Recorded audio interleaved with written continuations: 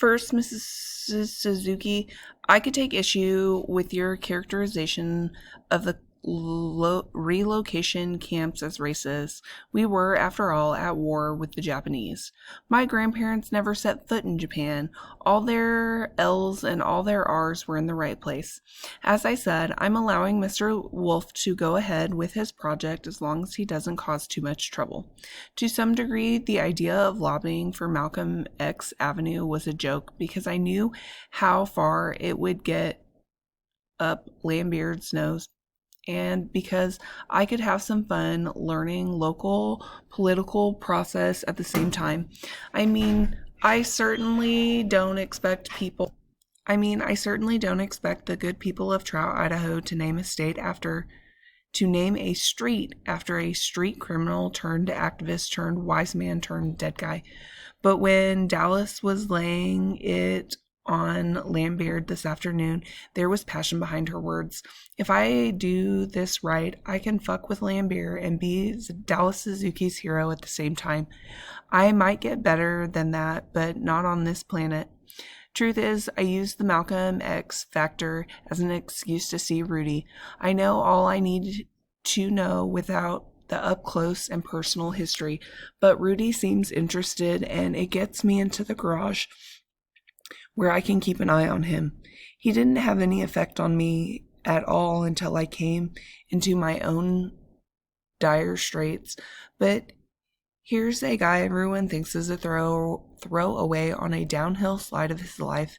A decent guy with a good mind could exit so quickly. No one but the Hall brothers would know he's gone. Doesn't seem right.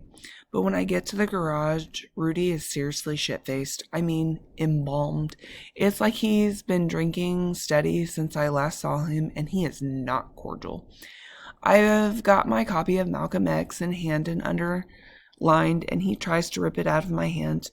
After I finally scream at him loud enough for him to let me in. "Give me that goddamn book," he bellows. "Give me that goddamn thing."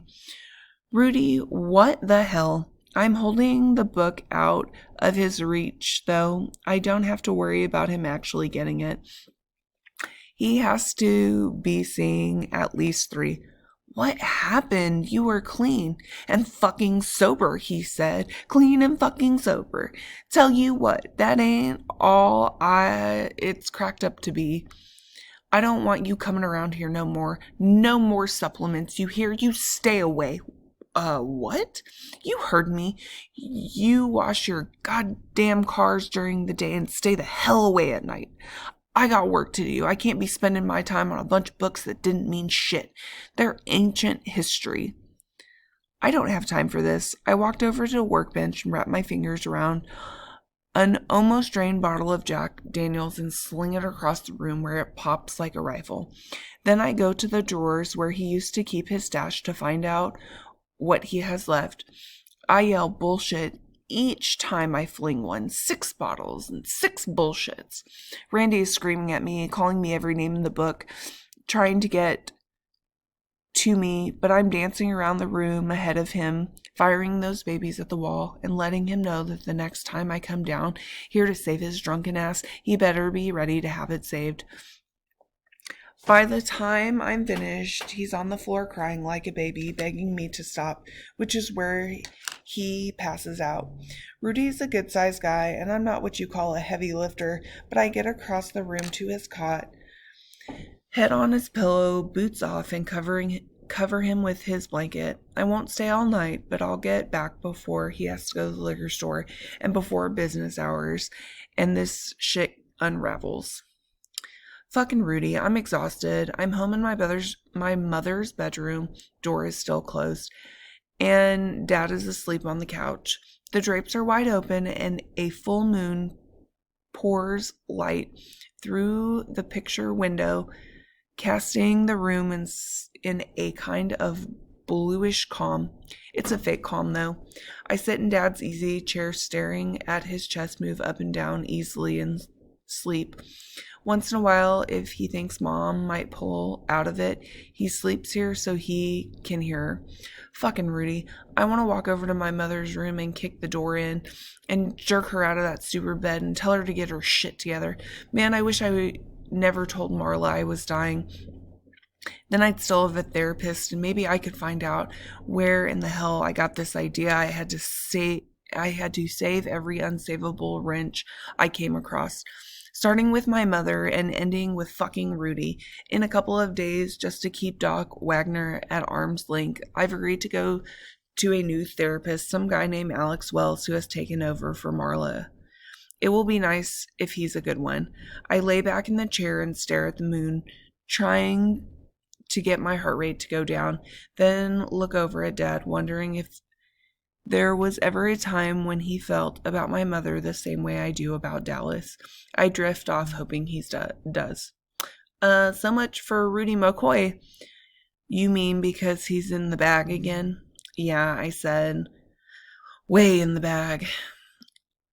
You might want to be a little bit more patient. Things aren't always the way they seem. The universe works in strange and mysterious ways. So I've heard. I've actually thought the strange and mysterious ways argument was just a cop-out. The way most people interpret it, it is. All it really means is there's a lot of in the universe that humans don't understand, but the truth is it doesn't need to be known or believed or be true. Add that line to the evidence that Jesus and I are not one and the same. Don't worry about it, Jesus says, before I can once again bring him to his origins into question. What do you think about my Malcolm X Avenue idea? Do you know who Don Quixote is? I say I do. Then I think it's a great idea. I'm behind you all the way. But just so you know what I think your chances are, I won't plug the street into my GPS. I don't bother to ask him why a guy with his seeming connections would need a GPS system. One more thing. Shoot, is there any way to tell people what's happening to me? Like Dallas and my brother, at least. Go back and remember why you made that decision in the first place. I've already told you I did it because I want to live a normal life. And I said, you're dying. What's normal about that? He raises his holy eyebrows. If you don't want to take my word for it, maybe you should take it up with your new counselor.